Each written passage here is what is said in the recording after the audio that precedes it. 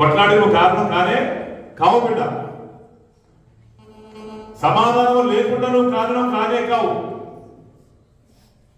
అసమాధానం కలగజేసి దేని నువ్వు కలగజేయు, అనుమతించవు, భరిస్తావు. ఏదైనా ఇబ్బంది ఏం చేస్తావు? భరించే మనసు నీకు ఉంటుంది తప్పితే కక్కేసే మనసు నీకు ఉండదు, బయట పెట్టే మనసు నీకు ఉండదు. దయచేసి విషయాలు జ్ఞాపకం చేసుకోండి. దేవుడు అంటున్నాడు, తన అతిక్రమములకు పాపములకు పరిహారం పొందిన వాడు ధన్యుడు. యెహోవా చేత నిర్దోషం ఎంచబడిన వాడు మాత్రమే రేపటి రోజు దేవుడితో ఉండగలుగుతాడు. నిర్దోషం ఎంచబడాలి. దేవుడి దృష్టి ఎలా ఉండాలి? నువ్వు నిర్దోషం ఉండాలి. నీ మాట, నీ ప్రవర్తన, నీ నడక దేవుని దగ్గర ఎలా ఉండాలి? నిర్దోషిగా ఉండాలి. అంటే దోషము లేని విధంగానే ఉండాలి. నా మొగుడే కదా అంటే కుదరదు. దగ్గర భార్యలు అనుకుంటే కనుక నా మొగుడే కదా ఏదన్నా చేస్తానంటే కుదరదు. హల్లెలూయా. నా భార్య కదా భర్తలు అనుకుంటే కుదరదు. మొట్టమొదటిగా ఎవరంటే మీరు దేవుని బిడ్డలు. భార్యకి భర్త శిరస్సు అయితే ఆ పురుషుడికి శిరస్సు ఎవరు? ఇప్పుడు భర్త నిర్లక్ష్యం చేసిన వ్యక్తులు ఉన్నారనుకోండి లోకంలో, ఎవరు నిర్లక్ష్యం చేస్తాడు? దేవుణ్ణి నిర్లక్ష్యం చేస్తాడు. చాలా మంది ఇలాంటి బాధ్యతలు కొట్టుపెట్టాడుతున్నారు ఈ రోజుల్లో. నిర్లక్ష్యం అట. హల్లెలూయా. అలాంటి నిర్లక్ష్యం మనుషుల్లో ఉండకూడదు. అలా ఉంటే కనుక నీ జీవితం నువ్వే నాశనం చేసుకుంటా బిడ్డ. ఎవడో నాశనం చేయక్కర్లే, నువ్వు పోతే నువ్వే తవ్వుకుంటావు. ఎవడన్నా గోధుమ తవ్వితే పొడ్చడానికి పక్కడు వస్తాడు, కానీ నువ్వు ప్రతిరోజు నీ గోధుమ నువ్వు తవ్వుకుంటావు. ఎవడు పుడిస్తే వాళ్ళు ఏం పడుతుంది? హల్లెలూయా. దయచేసి నిర్లక్ష్యంగా ఉండద్దు. భయభక్తులు కలిగిన జీవితం మనకు ఉండాలి. దేవుడు అంటున్నాడు, నా కొరకు నువ్వు జీవించాలి బిడ్డ. రేపు దినమందులు నాతో ఉండగలుగుతావు అంటున్నాడు దేవుడు.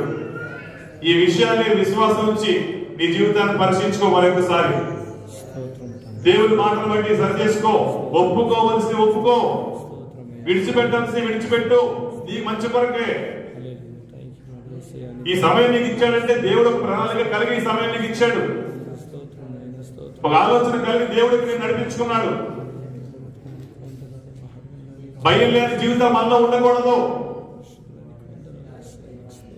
భయం లేని జీవితం మనలో ఉండకూడదు. భయంతో కూడిన జీవితం మనం కలిగి ఉండాలి. అప్పుడు నువ్వు దేవుడితో ఉండగలుగుతావు రేపటి రోజున.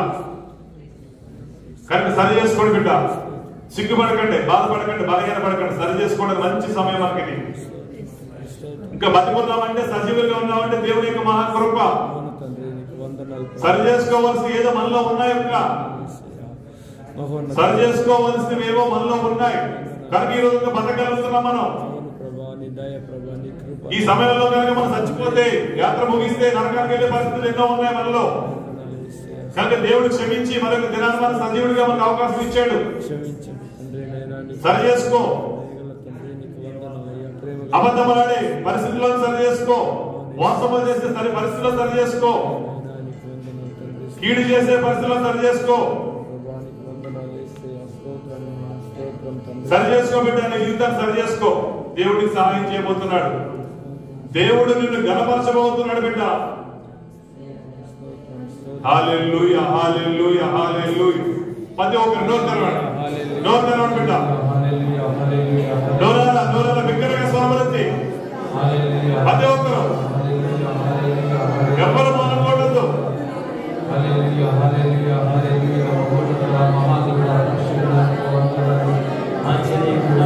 ప్రతి ఒక్కరు ఎవరు మానకూడదు బిడ్డ.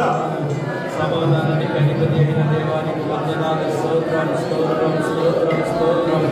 కరుణ సంపన్నుడానికి వందనాలు, ప్రేమమేయడానికి వందనాలు, రక్షకుడానికి వందనాలు. ప్రతి ఒక్కరు స్తోత్రం, స్తోత్రం, స్తోత్రం, స్తోత్రం, స్తోత్రం, స్తోత్రం, స్తోత్రం, స్తోత్రం, స్తోత్రం. హల్లెలూయా, హల్లెలూయా, హల్లెలూయా, హల్లెలూయా, హల్లెలూయా, హల్లెలూయా, హల్లెలూయా, హల్లెలూయా. అబ్రహాము, ఇస్సాకు, యాకోబుల దేవానికి వందనాలు. మాకు సాగిన తండ్రి నీకు వందనాలు. మైకొట్టినడానికి వందనాలు, వందనాలు. స్వరములెత్తి గంభీర స్వరముతో హల్లెలూయా, హల్లెలూయా, హల్లెలూయా, హల్లెలూయా, దేవుడు స్తుతించాలి బిడ్డ. హల్లెలూయా, హల్లెలూయా, హల్లెలూయా, హల్లెలూయా, హల్లెలూయా, హల్లెలూయా, హల్లెలూయా.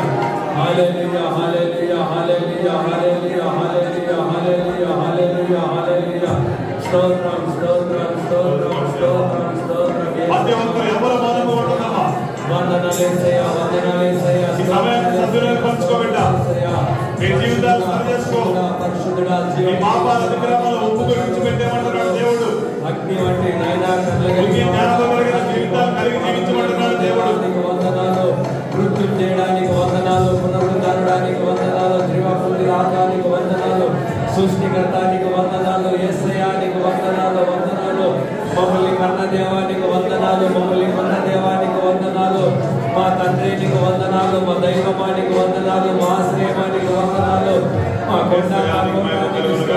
స్తోత్రం స్తోత్రం పరిశుద్ధాత్మని బిడ్డ మీద కుమ్మరించండి యేసయ్యా మరింతను తొలగించండి ప్రభువా అవిధేయత తొలగించండి అసమాధానం తొలగించండి ఆందోళన తొలగించండి భీతి తొలగించండి కృంగుదల తొలగించండి నెమ్మది లేకుండా చేసే పరిస్థితులన్నీ లయపరచబడను గాక ఈ పరిశుద్ధాత్మతో బిడ్డలు నింపబడదు గాక ఈ పరిశుద్ధాత్మ శక్తితో నింపబడదు గాక అతిక్రమములు పాపములని తొలగించబడదు గాక ఈ నామములో మీ కృపను బట్టి ఈ పరిశుద్ధాత్మ శక్తిని బిడ్డలకు అనుగ్రహించబడదు గాక ఈ పరిశుద్ధాత్మతో బిడ్డలు నింపబడదు గాక యేసయ్యానికి మహిమ కలుగును గాక పరిశుద్ధుడైన యేసయ్యానికి మహిమ కలుగును గాక ఈ పరిశుద్ధాత్మ ఆత్మతో ఈ బిడ్డలు